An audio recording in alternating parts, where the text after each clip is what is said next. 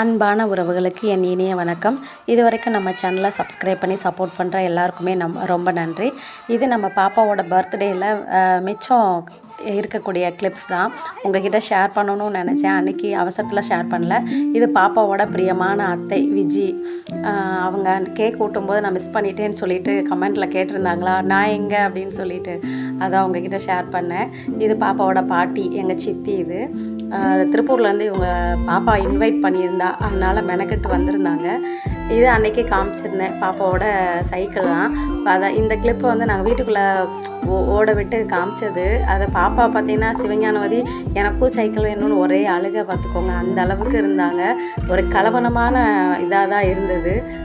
பாப்பா சைக்கிள் ஓட்டணுன்னா பயப்படுவா, சின்ன பாப்பா சிவஞானவதி. அதனால தான் அவளுக்கு நம்ம இதுவரை வாங்கவே கிடையாது எந்த இதுவுமேனு. இவளுக்கு வாங்கி கொடுத்த உடனே பொறாமப்பட்டுட்டு எனக்கும் வேணும்ன்ட்டு ஒரே அழுகை. சரி பின்னாடி உட்கார வைக்கலாமேன்னு சொல்லி அவங்க அப்பா சமாதானப்படுத்துகிறாங்க. அப்போவும் மாட்டேன்னு சொல்லிட்டு ஒரே பிடிவாதம். சரி பரவாயில்ல, ஏதாவது ஒரு கிஃப்ட்டை கொடுத்தாவது சமாதானப்படுத்தலான்னு சொல்லிட்டு நானும் சரி உள்ளே அவங்க பாட்டி கொடுத்த உண்டியல் பாக்ஸ் கிஃப்டெல்லாம் உள்ளே வச்சுருந்தேன். சரி அதை சர்ப்ரைஸாக கொடுத்துடலாம் அப்படின்னு சொல்லிட்டு எடுத்துகிட்டு இருந்தேன். அன்றைக்கி நான் ஹேர் பேக் போட்டிருந்ததுனால கொஞ்சம் முடி பார்த்திங்கன்னா நல்லா ஷைனிங்காக இருந்தது. இந்த பார்த்தாலே தெரியும், அந்தளவுக்கு நல்லா சூப்பராக இருக்கும் பளபளன்னு. சரி சிவஞானவதிக்கு ஒரு கிஃப்ட்டு கொடுத்துடலான்னு பார்த்தா அவள் அழுதுட்டு வரவே மாட்டேன்ட்டா. சரி ஓகே அப்படின்னு சொல்லிட்டு அடுத்ததாக பாலாஜி கிஃப்ட்டு கொடுக்க போகிறான். பாலாஜின்னா விஜயோட பையன். ஏற்கனவே கேக்கில் ஊட்டும்போது பார்த்துருப்பீங்க, அவங்களோட பையன்தான் இவங்க. தம்பி தான், நம்ம வீட்டில் ஒருத்தர் தான் இவர். ரொம்ப பிரியமாக இருப்பார் பாலாஜியும். எதுக்காக உண்டியல் கிஃப்டாக பண்ணோம் அப்படின்னா, லாஸ்ட்டு ஒரு 1 மந்த்துக்கு முன்னாடி 2 உண்டியலில் நாங்கள் பிளாஸ்டிக் உண்டியலாக இருந்தது உடச்சி எடுத்து காசெல்லாம் எடுத்தாச்சு.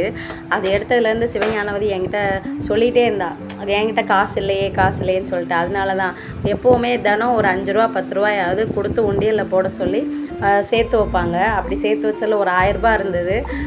லாஸ்ட் மந்த்து பார்த்திங்கன்னா கொஞ்சம் கஷ்டமாக இருந்துச்சுன்னு சொல்லிட்டு ஓப்பன் பண்ணி அவங்களுக்காக தான் டிவி ரீசார்ஜ், அதாவது மே மாதம் ரீசார்ஜ் பண்ணுறதுக்காக எடுத்து ரீசார்ஜ் பண்ணி விட்ருந்தோம் டிவிக்கு. அதனால் புது உண்டியல் வாங்கி கொடுத்து சேவிங்ஸ்க்காக கொடுத்தாரு. இது பாலாஜியோட கிஃப்ட்டு. அடுத்தது அத்திம்பேர் மாமியோட கிஃப்ட்டு தான். இது ஒரு நல்ல ஒரு ஸ்நாக்ஸ் டப்பா மாதிரி இருந்தது. நல்லா இருந்துச்சு, குவாலிட்டி சூப்பராக இருந்தது. இது லோக்கல் ஷாப்பில் தான் வாங்கியிருந்தாங்க. நல்லா இருந்தது கிஃப்ட்டு. இதுக்கடுத்து ஹேர் பேக் தான் போட்டது. என்ன ஹேர் பேக்னால் தேங்காயும் நெல்லிக்காயும் சேர்த்து தான். தேங்காயும் நெல்லிக்காயும் அவ்வளோ சூப்பராக இருக்கும் ஹேர் பேக்குக்கு. தேங்காயில் பார்த்திங்கன்னா விட்டமின் சி இருக்குது, புரதச்சத்து இருக்குது, கால்சியம் சத்து இருக்குது, நிறைய சத்துக்கள் வந்து தேங்காயில் இருக்கும். இதெல்லாம் நம்ம இந்த தேங்காயை பயன்படுத்தும் போது பார்த்திங்கன்னா முடி உதிராது, கருப்பாக இருக்கும், பளபளப்பாக இருக்கும், முடி வளர்கிறதுக்கும் ஹெல்ப் பண்ணும். இந்த மாதிரி முடி ஸ்ட்ராங்காகவும் இருக்கும். அதனால் இதை வந்து வாரத்தில் ஒரு தடவையாவது நம்ம ட்ரை பண்ணோம் அப்படின்னா முடியை வந்து வளர்கிறதுக்கும் அடர்த்தியாக வர்றதுக்கும் வந்து கண்டிப்பாக புதிய முடியெல்லாம் நிறையா வரும். அதனால் வாரத்தில் ஒரு நாள் கண்டிப்பாக இந்த ஹேர் பேக்கை ட்ரை பண்ணி பாருங்கள், நீங்களே ஃபீல் பண்ணுவீங்க. நெல்லிக்காய் வந்து உடம்புக்கு ரொம்ப நல்லதுங்கிறது எல்லாருக்கும் தெரிஞ்ச விஷயந்தான். அதே மாதிரி முடிக்கு வந்து பார்த்திங்கன்னா முடியை வந்து நல்ல கருமையாக்கும், முடியை நல்ல புதுசாக வளர்கிறதுக்கும் ஹெல்ப் பண்ணும்.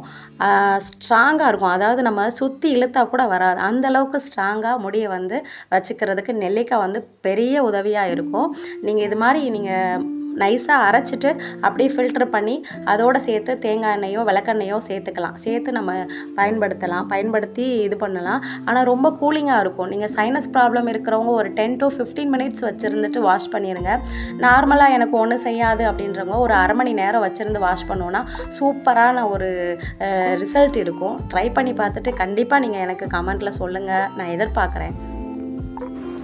எனக்கு இளநரை இருக்குது அப்படின்னு நினைக்கிறவங்க இதை வந்து ஃபாலோ பண்ணோம், ரெகுலராக கண்டினியூஸாக வந்து இந்த ஹேர் பேக்கை வந்து நெல்லிக்காயும் தேங்காயும் கலந்து ஹேர் பேக்கை நீங்கள் ஃபாலோ பண்ணிங்க அப்படின்னா கண்டிப்பாக இளநரை வந்து நிச்சயமாக மாறும். அது மட்டும் இல்லாமல் செம்பட்டையாக இருக்குதுன்னு நினைக்கிறவங்களும் இதை வந்து ட்ரை பண்ணலாம். எனக்கும் ஹேர் வந்து ப்ரௌன் கலராக தான் இருக்கும், நானும் ட்ரை பண்ணிகிட்ருக்கேன். அடுத்தடுத்த ரிசல்ட் எப்படி இருக்குன்னு பார்க்கலாம். இதோடு சேர்த்து கருவேப்பிலையும் நெல்லிக்காயும் கலந்த ஜூஸை ரெகுலராக ஃபாலோ பண்ணுங்கள், ஃபாஸ்ட் ரிசல்ட் கிடைக்கும். முடியை தொட்டாலே அவ்வளோ சாஃப்டாக ஷைனிங்காக இருக்கிறதுக்கு இந்த ஒரு ஹேர் பேக் வந்து பெஸ்ட்டு ரிசல்ட்டாக இருக்கும். உடம்பு வந்து ஹீட் பாடியாக இருக்கிறவங்க இந்த தாராளமாக இந்த பேக் வந்து ட்ரை பண்ணலாம். அப்ளை பண்ண உடனே அவ்வளோ ஒரு கூலிங்கான இது இருந்துச்சு, ஃபீல் இருந்துச்சு, அவ்வளோ சில்லுன்னு இருந்துச்சு. நம்மளோட உடம்பை ஆரோக்கியமாக வச்சுக்கிட்டாலே வந்து ஹேர் ஃபால் ப்ராப்ளம் வராது. அதுக்கு என்ன முடி கொட்டுறதுக்கு நிறைய ரீசன் இருக்குது. ஆனால் ஆனால் வளர்கிறதுக்கு ஒரே ரீசன்னா நம்மளோட உணவு முறை மட்டும்தான் காரணமாக இருக்கும்.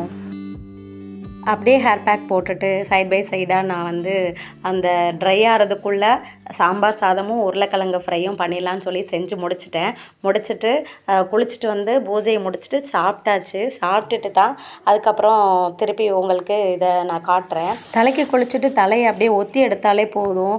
இறுக்கி புளியவும் வேண்டாம், தட்டவும் வேண்டாம். முடியை வந்து சாஃப்டாக பார்த்துக்கிறது அது நல்லது. இல்லைன்னா அதுவே பெரிய டேமேஜ் ஆகும். அதனால் வந்து சாஃப்டாக லேசாக வந்து நல்ல மிருதுவான துண்டில் லேசாக வந்து தொடச்சி எடுத்துகிட்டு இது பண்ணிவிட்டு அப்படியே ட்ரை பண்ணிவிட்டு ஒரு 80% ஈரமாக இருக்கும்போதே வந்து நல்லா சிக்கு எடுத்துகிட்டு இது பண்ணிட்டேன்.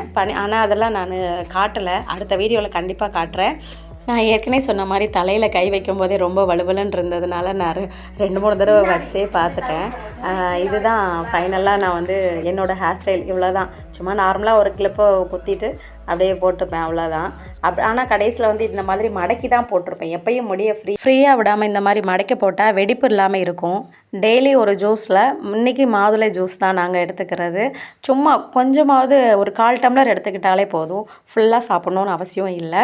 இது வரைக்கும் நம்ம சேனலை சப்ஸ்கிரைப் பண்ணி சப்போர்ட் பண்ணுற எல்லாருக்குமே நன்றி. அடுத்த வீடியோவில் நான் கண்டிப்பாக ஒரு நல்ல விஷயத்தோடு உங்ககிட்ட ஷேர் பண்ணுறேன். தேங்க்யூ.